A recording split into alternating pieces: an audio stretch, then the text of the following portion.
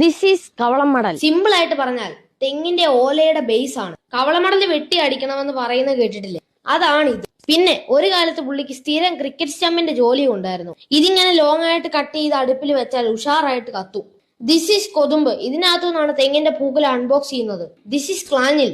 ഒരു മാതിരി പേരാണെങ്കിലും തെങ്ങിന്റെ ടോപ്പില് കോക്കനട്ട്സ് എല്ലാം ഹോൾഡ് ചെയ്ത് നിർത്തുന്നത് പുള്ളിയാണ്. നന്നായിട്ട് ഉണങ്ങിയാൽ രണ്ടും തീ കത്തിക്കാൻ സൂപ്പറാണ്. ഇത് കവളമടലിന്റെ ചുറ്റുവട്ടത്തുള്ള മെഷ് പോലത്തെ ഐറ്റമാണ്. പേര് കോഞ്ഞാട്ട. ജീവിതം കോഞ്ഞാട്ടയായി പോകുമെന്ന് പറയുന്നത് കേട്ടിട്ടില്ലേ? തെങ്ങിലെ സ്റ്റാർ വാല്യൂ ഏറ്റവും കുറവുള്ള സാധനമാണ്. ഇത് ഉണങ്ങിയ കോക്കനട്ട് ലീവ്സ് കൂട്ടിക്കെട്ടി വെച്ചേക്കുന്നതാണ്.